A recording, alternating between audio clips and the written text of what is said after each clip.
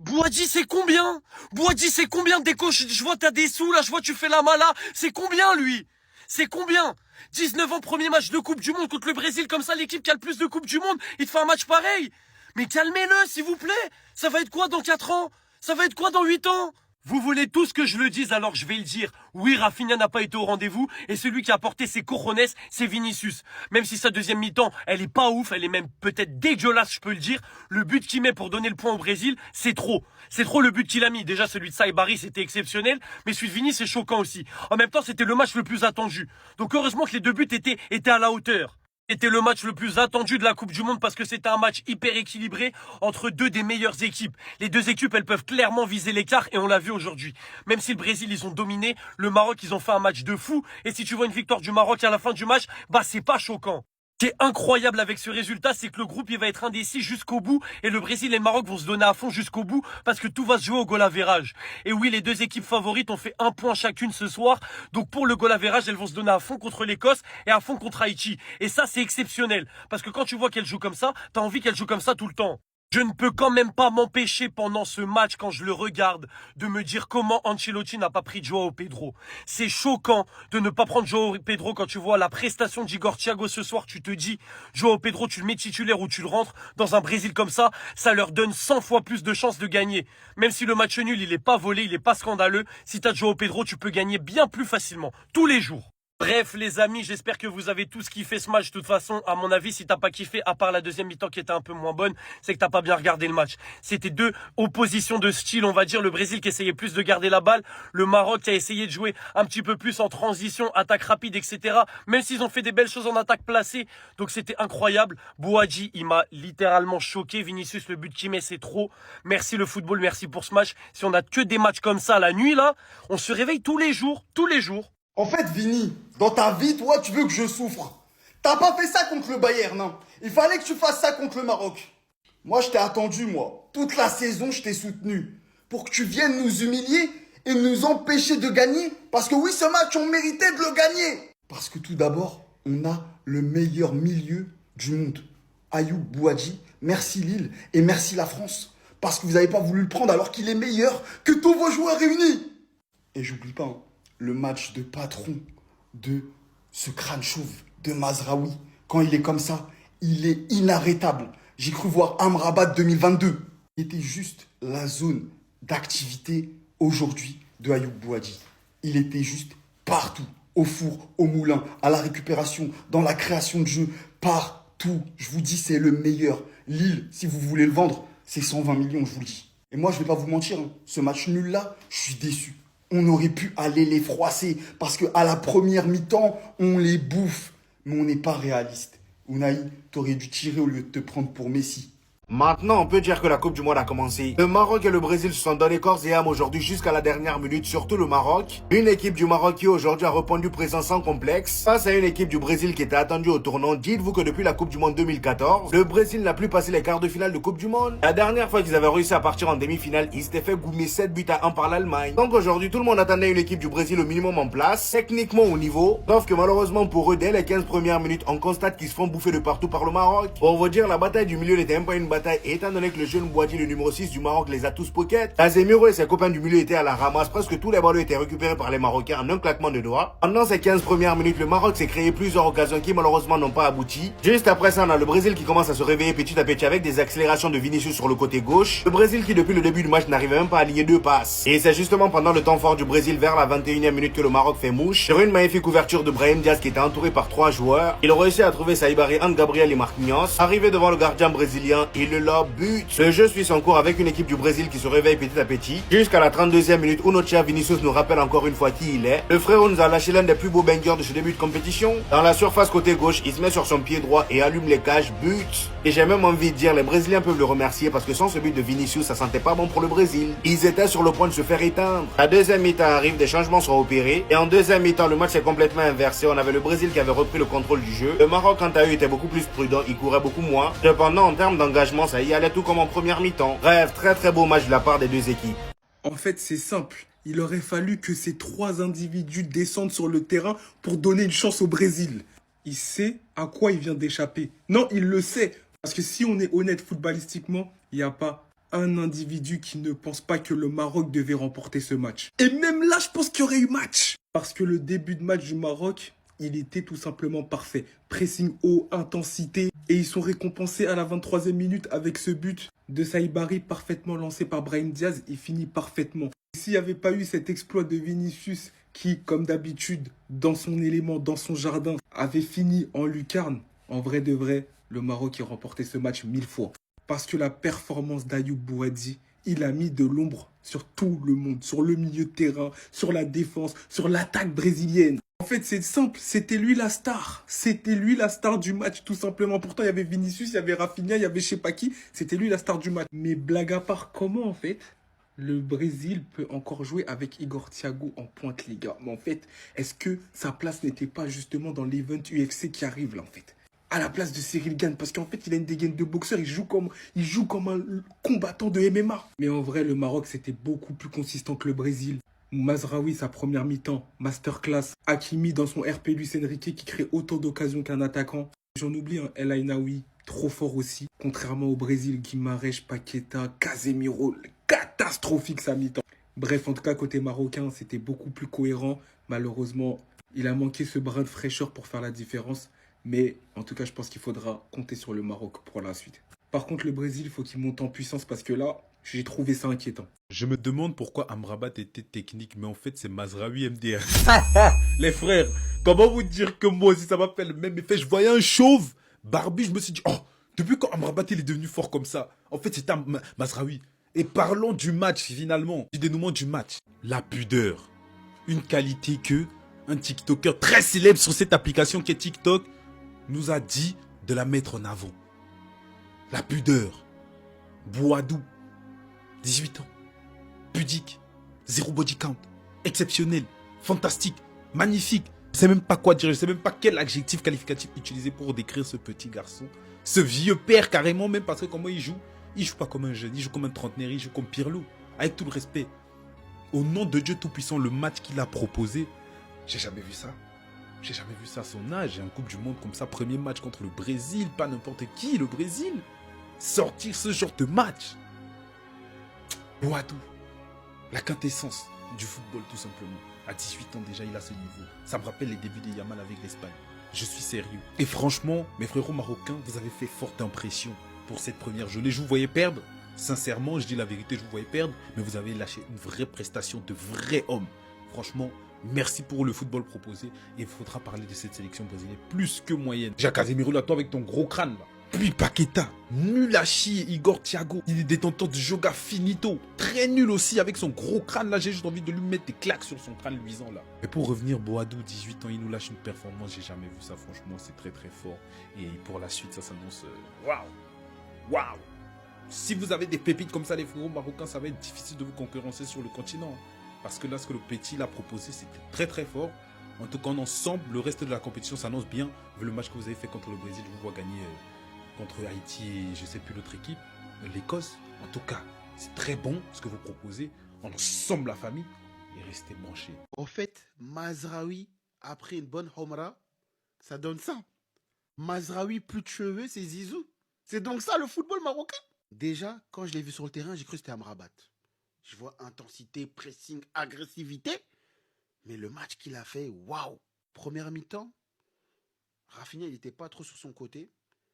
Donc, on l'a vu être un peu partout. S'il finit pas le match, c'est parce qu'il s'est donné, justement.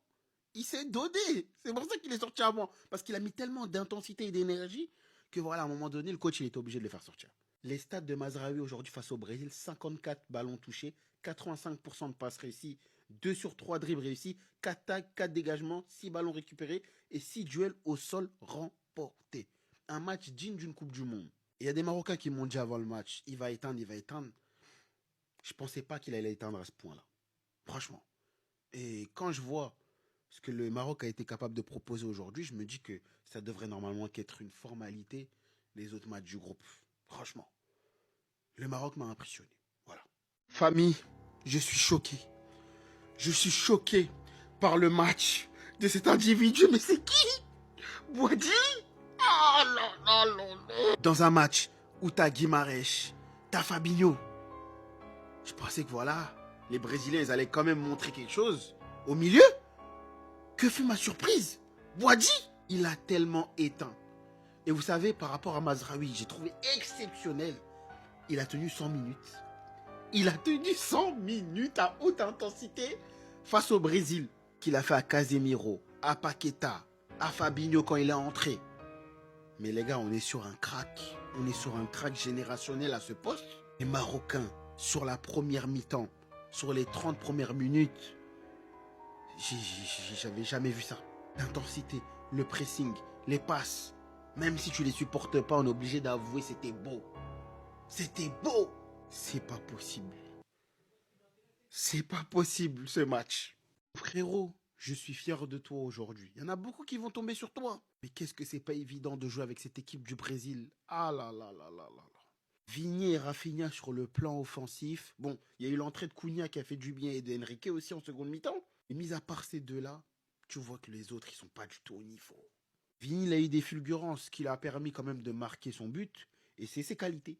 Mais honnêtement, quand tu prends son match dans son ensemble, il fait pas un bon match. Énormément de déchets, énorme perte de balles. Comme je l'ai dit, ce qu'il sauve, c'est qu'il a des fulgurances. C'est-à-dire qu'à un moment donné, avec ses qualités, il va passer, il va marquer. Et c'est trop faible. Pour un mondial comme ça, c'est trop faible. Rafinha, de l'envie, du courage, de la polyvalence, parce qu'on t'a vu sur tous les angles. Hein. À gauche, à droite, en 10, partout. Dans ce poste de faux neuf. Énormément de pressing, même à la 93e minute. Donc, c'est sur ce point-là que je vais t'applaudir. Je sais que c'est pas simple de jouer avec les autres. Surtout, des fois, je vois que tu veux instaurer un pressing et que c'est pas tout le monde qui te suit. Je pense que sur cette fin de match, Ancelotti a trouvé la bonne formule. Donc, Henrique Cunha, me mettez plus l'autre là. L'autre neuf, il est nul. L'entrée de Fabinho aussi, elle a fait du bien. Voilà. Un peu de constance au milieu de terrain. Et ça reste très faible, cette équipe brésilienne, même si, en seconde mi-temps, on a vu des meilleures choses. Le Maroc aurait dû beaucoup plus insister en première et peut-être qu'ils auraient gagné. En vrai, les gars, il y a deux vérités qui sortent de ce match. Déjà, la première, le Maroc n'est pas venu pour faire la figuration. Le Maroc est venu pour assumer le fait d'être venu une grande équipe africaine et est venu pour essayer de faire comme en 2022. Et la deuxième certitude que j'ai, c'est que le Brésil, les gars, ça va nulle part. Ça va absolument nulle part dans cette Coupe du Monde. Déjà, le Maroc, j'ai été extrêmement satisfait de voir ce qu'ils ont proposé. Le but de Sabari, il est magnifique. Le match de Diaz, le match d'Hakimi, le match de Bono. Bref, très bonne équipe, très bon collectif qui ont failli gagner contre le Brésil. Et je suis très content de voir qu'ils sont dans la même dynamique et le même état d'esprit que la Coupe du Monde 2022 et la CAN 2026. Ça promet du lourd et je pense que cette équipe peut réaliser encore une fois un quart de finale, voire une demi-finale. Maintenant, parlons du Brésil. Déjà, il y a un truc qui m'a choqué avec cette équipe du Brésil. Quand ils ont chanté l'hymne, etc., il y a des joueurs, je ne les connaissais pas, les gars. Il y a des joueurs brésiliens, je ne les connaissais pas. Donc déjà, de une, ça montre le déclassement de ce collectif brésilien. Et les gars, quand tu regardes la compo, quand tu vois qu'il y a des Thiago, des Ibanez sur le mur, des Casemiro au milieu de terrain, mais en fait, tu vas où avec cette équipe? J'enlèverais à la superbe performance du Maroc, mais ils auraient limite dû gagner en fait, parce que ce Brésil ne m'a absolument pas impressionné. À part évidemment le super but de Vinicius. Mais les gars, peut-être que je suis trop dur avec le Brésil, peut-être que j'en attends beaucoup trop. Mais ça va nulle part. Tu mets cette équipe contre l'Espagne, contre la France, contre même l'Allemagne. Ça se fait fumer. D'ailleurs, je pense que si c'est un match à élimination directe, le Maroc élimine le Brésil sans problème au tir au but en prolongation. Bref, j'avais pas forcément envie d'analyser le match, les gars, mais de parler de l'état de forme parce que c'est très important et je pense que ça va les suivre tout au long du tournoi. Je pense que le Maroc est prêt, franchement est prêt et est capable de refaire un quart de finale par exemple. Là où le Brésil, je pense que dès le premier obstacle, ça va sauter. Peut-être qu'on devrait vraiment commencer à appeler les Marocains les Brésiliens d'Afrique. Parce que ce qu'ils nous ont montré aujourd'hui, c'est effroyable les gars. Cette équipe est l'outsider ultime de cette Coupe du Monde. En première période, ce qu'ils ont proposé au Brésil, c'était du jamais vu. Le pressing dans leur camp, le Brésil n'arrivait pas à aligner deux passes. Deux passes les gars. Ensuite, ça s'est un petit peu calmé aux alentours. À partir de la 15e minute, ils étaient un peu cuits. Voilà, tu peux pas presser tout un match. Mais sur une contre-attaque, la passe de Brahim Diaz, ça finit en balle piquée. C'était juste mérité. Après, c'était sans compter sur Vinicius, les gars. J'ai célébré un but de Vinicius. Je m'en remets toujours pas. J'ai célébré un but de Vinicius. La première fois de ma vie, je fais ça. En tout cas, le niveau du match, il était exceptionnel. Limite, c'est une bonne opération pour le Brésil de faire nul contre le Maroc. Est-ce que vous vous rendez compte de la folie? Cette équipe du Maroc-là, elle est vraiment à suivre. Le Brésil s'en sort très bien. Et j'ai pas envie de parler du match de Charpentier de Rafinha, les gars. Parce que il joue au Barça. Voilà. Mais je crois que je vais devoir en parler. Parce que, en fait, le football actuel, il a tellement matrixé des gens qu'il y a certains attaquants, ils pensent que, ouais, en courant, pressant, le football va avancer. Mais ça marche pas comme ça. C'était ces Jorginho du Brasil. Et les Marocains, merci pour ce match en vrai. C'est un plaisir. Bao. Les gars, c'est la première fois de ma vie que je supportais Vinicius. J'ai célébré un but de Vinicius. Carrément, j'ai compris pour une fois ce que les Madrilènes ils voulaient dire par rapport au fait que Vinicius il n'est pas assez bien protégé par les arbitres. La faute de Hakimi, elle est effroyable. Il était grave énervé à la fin de la mi-temps et c'était pas à tort. Ensuite, en vrai, en deuxième mi-temps, il s'est tout simplement éteint. Voilà, c'est pas tout le monde qui peut gérer des 3v3. Voilà, je pense à dédicace à mon gars Yamal. Mais franchement, cette équipe du Brésil, elle devra compter sur un grand Vinicius. Parce que Rafinha, quand il joue juste comme un athlète, une sorte de marathonien, il est relou. Il est relou de ouf.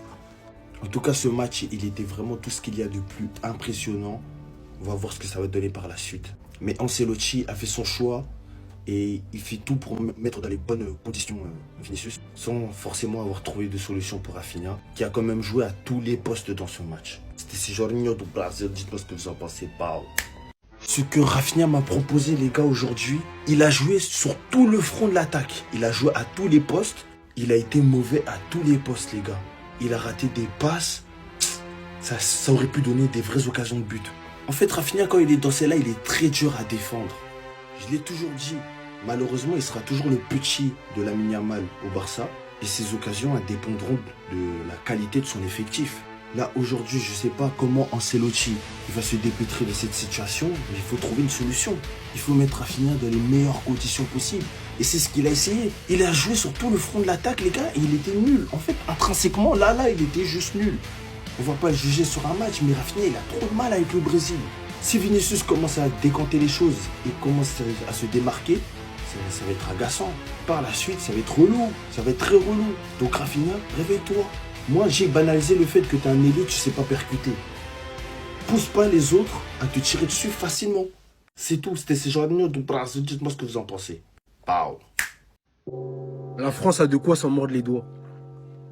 Ayoub Boadji, ce qu'il vient de faire là face au Brésil, j'arrive pas à y croire. Nasser, je suis toi. Très vite, je boucle cette affaire. Au plus vite, je lui laisse 3 ans. Ce mec va devenir top 10 milieu dans le monde, toute proportion gardée. À ton âge, faire preuve d'autant de sérénité et de maîtrise technique, toujours le bon placement, toujours la bonne passe, toujours le bon choix quoi qu'il arrive.